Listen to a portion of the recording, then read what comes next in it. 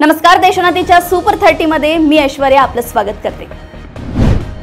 शिरूर तालुक्यात गेल्या अवघ्या 20 दिवसांच्या काळात तब्बल 6 व्यक्ती रहस्यमयरित्या गायब झाल्याच्या घटना समोर आल्या आहेत। या सततच्या घटनांमुळे परिसरातील नागरिकांमध्ये संभ्रम व भीतीचे वातावरण निर्माण झाले असून पोलिसांनी शोध मोहीम वेगवान केली आहे। ठाणे शहराला मुंबईशी जोडणाऱ्या गायमुख, कासारवडवली, वडाळा या मेट्रो 4 व मेट्रो 4 च्या गाड्यांची चाचणी आज सोमवार 22 सप्टेंबर रोजी ठाण्यामध्ये मुख्यमंत्री देवेंद्र फडणवीस यांच्या उपस्थितीत झाली।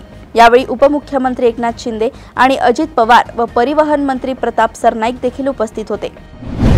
मुंबईतील कोस्टल रोडवर वेगात असलेल्या लॅम्बोर्गिनी कारचा भीषण अपघात झाला। कुलाबाच्या दिशेने जात असलेल्या लॅम्बोर्गिनीवरील चालकाचे नियंत्रण सुटले आणि कार दुभाजकावर जाऊन धडकली। यात कारचा समोरील भाग पूर्णपणे खिळखिळा झालाय। सुदैवाने या अपघातात कार चालकाचा कोणतीही गंभीर इजा झाली नाही।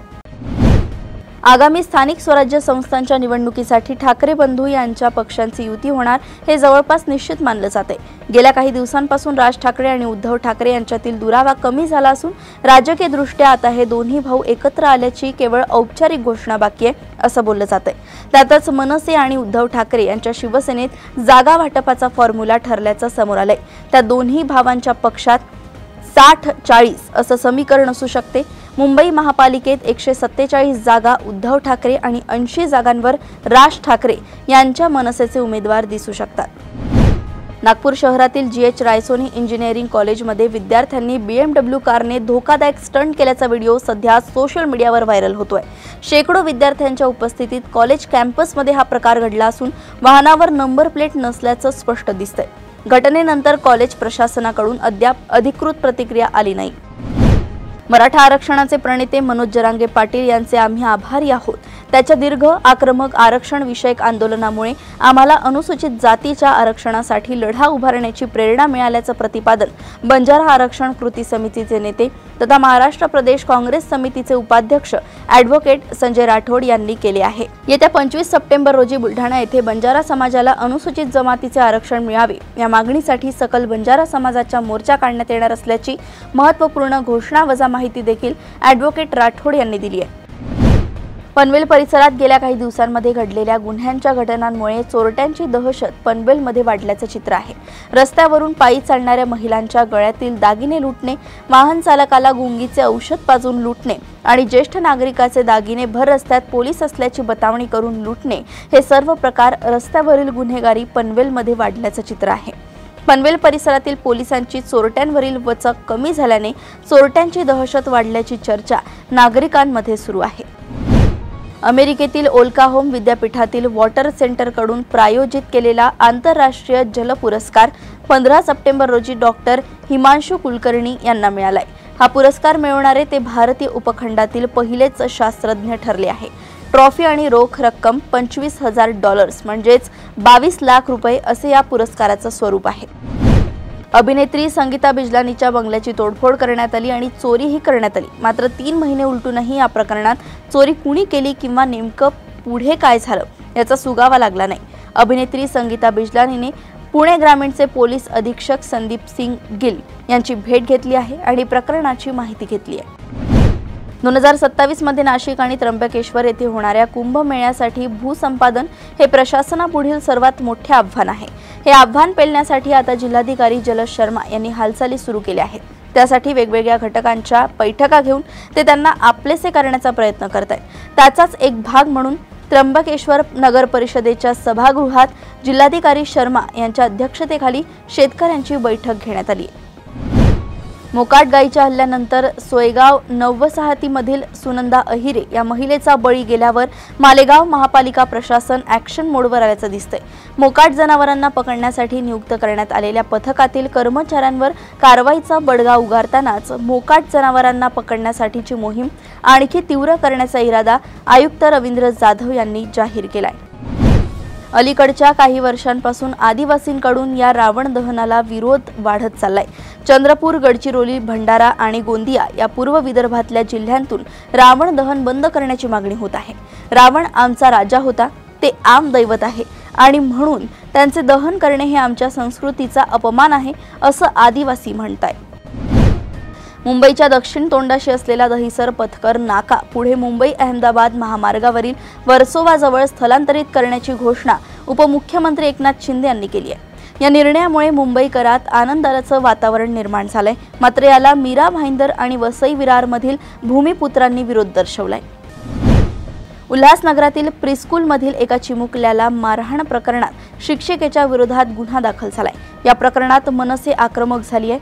मनसे कार्यकर्त्यांनी शाळेच्या बाहेर आंदोलन करत शाळेचा बॅनर फाडलाय।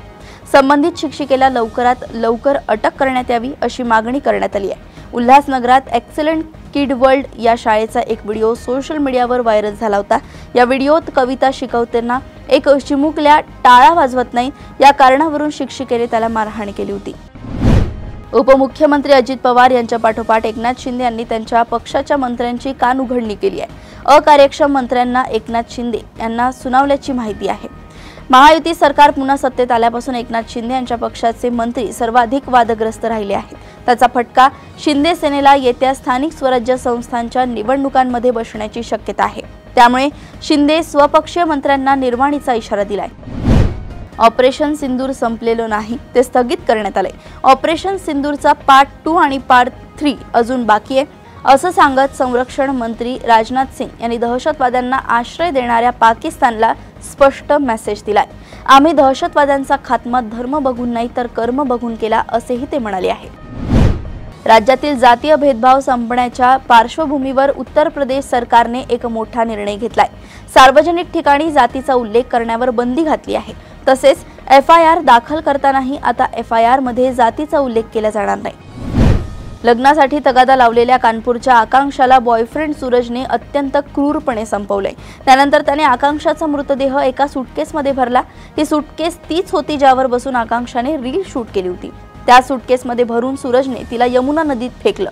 या प्रकरणी पोलिसांनी सूरजला अटक केली असून सध्या तुरुंगात आहे आणि पोलीस आकांक्षाचा मृतदेह शोधण्यासाठी यमुना नदीत शोध मोहीम राबवत आहेत। दिल्लीच्या जामिया नगरमधील एका घरात महिलेचा मृतदेह आढळला। पोलिसांच्या तपासात समोर आलेली माहिती अत्यंत धक्कादायक आहे। महिलेचा मृत्यू 2 ते 3 दिवसांपूर्वी झाल्याचं म्हटलं जाते। याच दरम्यान मृत महिलेचा मुलगा देखील खोलीत उपस्थित होता। तो त्याच फ्लॅटमध्ये राहत असूनही मुलाने त्याच्या आईच्या मृत्यूची माहिती कोणालाही दिली नाही। बंगलोरहून वाराणसीला जाणाऱ्या एअर इंडियाच्या विमानाचे कॉकपिट उघडण्याचा प्रयत्न 2 प्रवाशांनी केलाय। विशेष म्हणजे या प्रवाशांनी कॉकपिट उघडण्याकरिता गोपनीय असलेला योग्य पासवर्ड टाकला होता। अपहरणाच्या भीतीनं वैमानिकानं गेट लॉक केलं। ही माहिती ATCला कळवण्यात आली। त्यानंतर हे प्रकरण CISF कडे नेण्यात आलं। विमान वाराणसीमध्ये उतरल्यानंतर 9 जणांना ताब्यात घेण्यात आले। या विमानात एकूण 163 प्रवासी होते। मनिला, नेपाळ, फ्रान्स व इंडोनेशियानंतर फिलिपिन्समध्ये सरकारच्या भ्रष्टाचाराविरोधात जनतेमध्ये जन आक्रोश दिसून येतोय। सरकारच्या भ्रष्ट कारभाराच्या निषेधार्थ रविवारी हजारो लोक रस्त्यावर उतरले। राजधानी मनिला शहरातील ऐतिहासिक मनिला पार्कसह मुख्य EDSA महामार्गावर लोकांनी एकत्र येत सरकार विरोधात घोषणाबाजी केल्याने तणाव निर्माण झाला होता। खबरदारी म्हणून सुरक्षा दलाचे हजारो जवान व पोलीस दल तैनात केल्याने अनुचित प्रकार घडला नाही। एकीकडे इस्रायल पॅलेस्टाईन राष्ट्राविरोधात असताना आता पॅलेस्टाईन राष्ट्राला समर्थन देणाऱ्या देशांची संख्या वाढतच चालली आहे। माल्टाने आता सोमवारी 22 सप्टेंबर 2025 रोजी संयुक्त राष्ट्र महासभेत पॅलेस्टाईनला स्वतंत्र देश म्हणून औपचारिक मान्यता देण्याची घोषणा केली आहे। त्यांनी म्हटलंय की ते देखील हे पाऊल उचलण्याच्या देशांच्या समूहात सामील होणार आहेत। डोनाल्ड ट्रम्प यांनी अफगाणिस्तानातील बग्राम एअरबेस ताब्यात घेण्याची भाषा केली होती। यावर बोलताना तालिबानने स्पष्ट केले की देशाचे परराष्ट्र धोरण संतुलित आणि अर्थकेंद्रित आहे। आम्ही सर्व देशांशी जवळीक साधण्याचा प्रयत्न करत आहोत, मात्र आम्ही आमच्या भूभागाचा 1 इंच तुकडाही कोणालाही देणार नाही। तसेच तालिबानने ट्रम्प यांना स्पष्टपणे सांगितले की असा प्रयत्न करण्यापूर्वी अफगाणिस्तानचा भूतकाळाचा अभ्यास करावा। दहशतवाद्यांना मारायला निघालेल्या पाकिस्तान एअर फोर्सने आपल्याच नागरिकांवर बॉम्ब हल्ला केलाय। यात 30 नागरिकांचा मृत्यू झालाय। सोमवारी सकाळी खैबर पख्तूनख्वाच्या तिराह व्हॅलीमध्ये पाकिस्तानी एअर फोर्सने हा हल्ला केलाय। पाकिस्तानी एअर फोर्सच्या हल्ल्यात महिला आणि लहान मुलांचा मृत्यू झालाय। इंडियन इन्स्टिट्यूट ऑफ मॅनेजमेंटने नवी मुंबईत आर्थिक व वित्तीय शिक्षण केंद्र स्थापन करण्यासाठी राज्य सरकारकडे प्रस्ताव पाठवलाय। तसेच पुण्यात मनुष्यबळ प्रशिक्षणासाठी स्वतंत्र केंद्र सुरू करण्याची मागणी एका खासदारांकडून संस्थेकडे आल्याचे अधिकृतपणे स्पष्ट करण्यात आले।